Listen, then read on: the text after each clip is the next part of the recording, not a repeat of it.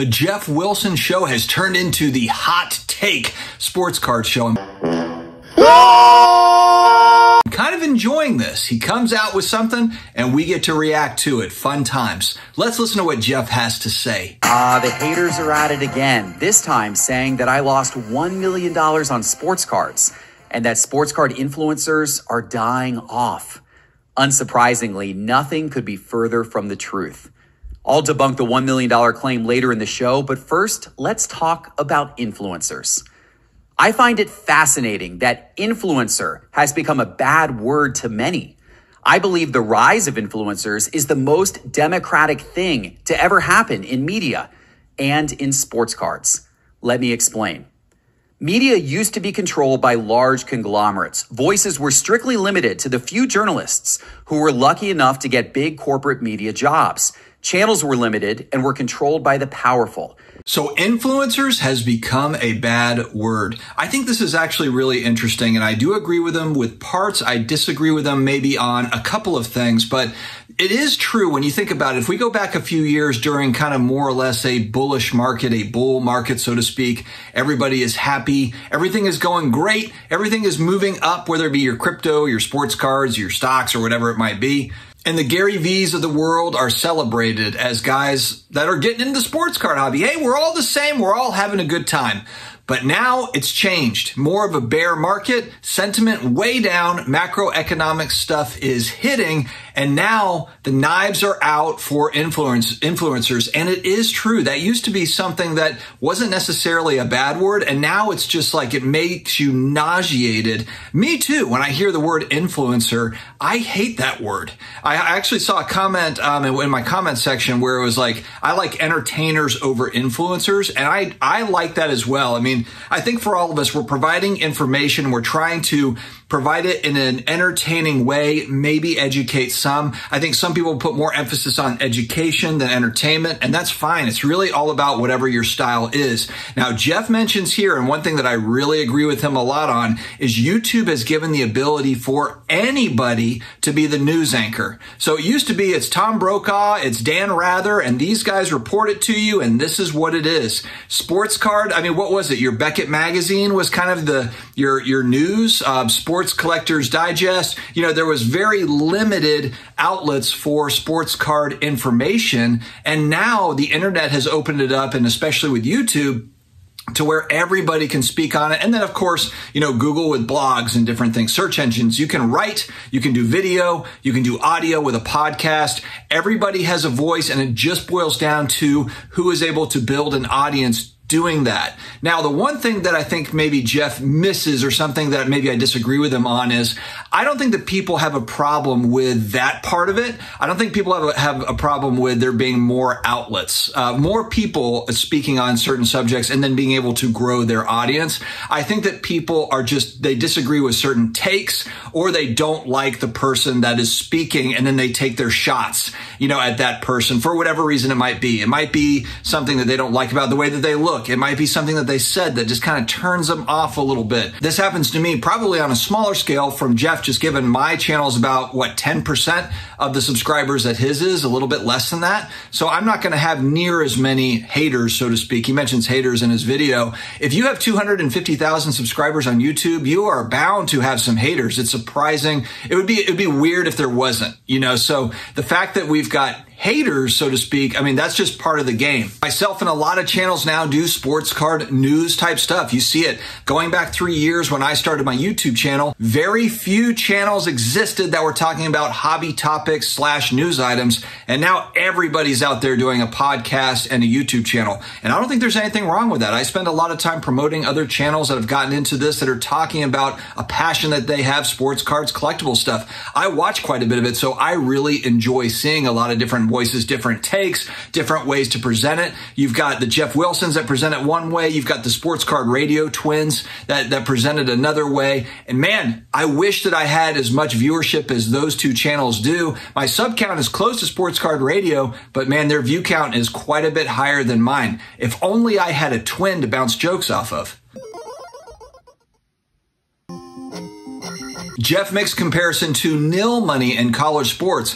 It's actually a really good point if you think about it. I mean, I think that it's absolutely great that, female gymnast at LSU can make millions of dollars because she is able to grow a social media following. And that's just one example. I mean, there's tons of these, college athletes that, really they were making the universities a boatload of money and not getting anything for it, actually getting in trouble, kicked off teams if they did accept gifts or money. And again, we've talked about, I'm not going to go down this path too much, but the NCAA and all that stuff and how it used to be is an example of overregulation in my mind. And so what happens is you had college athletes that were going out doing it trying to do it behind the scenes because it was taboo, because they weren't allowed to do it. They couldn't accept Ben & Jerry's ice cream when Jeff had his shop down in Gainesville, Florida, the same way they couldn't accept a car or a house. But you did hear stories about, the uncle got a house, or, a family member got a car randomly, So it was all done behind the scenes. Now it's opened up to where, hey, look, if you were able to build an audience, then you can then earn endorsements. You can earn sponsorships or whatever that is.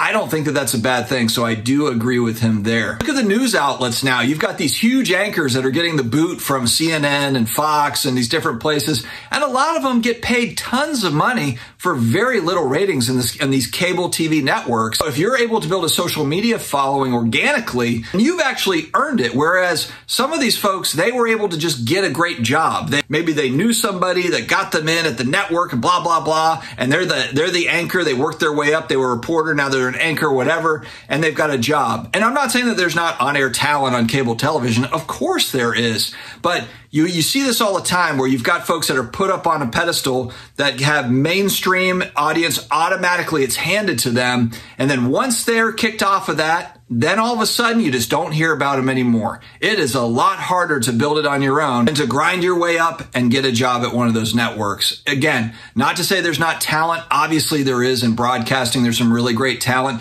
but I think you understand the point I'm trying to drive home here. So I agree with Jeff, but I think that the thing that he might be missing is that there's a lot of people that are just going to take shots at his takes because he is the largest YouTube channel for sports cards that is making claims that's going to come out. He's the largest commentary YouTube channel. He's, as far as news, he's going to talk on hobby topics. He's going to throw out his opinion. People are going to take cracks at that just simply because he's the biggest. It's kind of like what Sports Card Radio says. They punch up. That's exactly what it is. I mean, he is the largest. If there was someone that was larger than him, then people would be taking shots at them too. I mean, that's just kind of the way of the world. And then we seg into the second part of the video where he talks about losing $1 million on sports cards. I've seen some reaction videos or a spreadsheet going around, and I think it was Midcycle Cards, or I can't remember exactly the YouTube channel, but it's been making the rounds, where he essentially kind of took an inventory of what Jeff was buying on his shows going back to, I think, 2020 or 2021, and just making a log of all the cards that were bought and how much they're worth now. Basically, Jeff's pushback in the video is, hey, I've been buying cards going back to early 2019, maybe even late 2018, but I know definitely early 2019. Well, we know, looking at the 5-year look back on the charts, cards were way cheaper in early 2019, many multiples cheaper than they are today, even with the correction over the last 2 years. So if anybody was buying certain cards in 2019, and you held on to them or you sold them along the way, then you're probably doing okay. I would venture to guess when we're talking about him and talking about others as well, that they had some really nice buy and sells for all the stuff that they did end up selling in 2018, 2019, and then they sold kind of into the heights, or at least kind of along the way. They've done well. And just like with me, I've bought cards in 2021 where I'm down on some. I've got stuff where I'm still up on it. I'm still doing really well on it. And then I've got stuff where I'm down on it. And so it probably breaks even when it's all said and done. And a lot of my stuff I've just been sitting on and holding. So, I mean, I don't know. I look at it, it's like, well, I probably, at worst case, I've broken even over the last few years. Worst case, because I've made money buying and selling and flipping cards. I built a YouTube channel where I do have income from that. So that helps to pay for the hobby as well. So I guess worst case scenario, I probably broke even. I might be a little bit ahead. I haven't broken it down year by year to know in my whole collectibles history, am I ahead? I think that I'm ahead. But again, I think going back to what Jeff is talking about here. Now, again, I think it's okay for people to take shots at Jeff. And the reason is because a lot of his videos, and you see a lot of this. I see, Ryan Card Collector 2 does this too. A lot of the big viewership, a lot of the big views on videos is, hey, I traded for this $50,000 card. I'm buying a $10,000 card, ? You see a lot of channels that are growing quickly because the thumbnail is $5,000 card, $10,000 trade, $20,000 card. That's what is getting the views. It's the vlogs that are talking about huge sales. And a lot of Jeff's content along the way has been built around the big sale. It's the big buy, the big sell, the big trade. And that's cool. Look, nothing wrong with that content. Hell, I wish I was making content where I was buying and selling $100,000 cards. I don't think I'll ever be that guy. But Jeff's channel, really, if we're looking at the vlog stuff, I always talk about, sports cards have become the lifestyle of the rich and famous. And Jeff, it falls into that bucket. He is a high-end buyer. If you look at the cards that he's buying a couple $100,000 LeBrons. He's buying Michael Jordan PSA 10 rookie cards.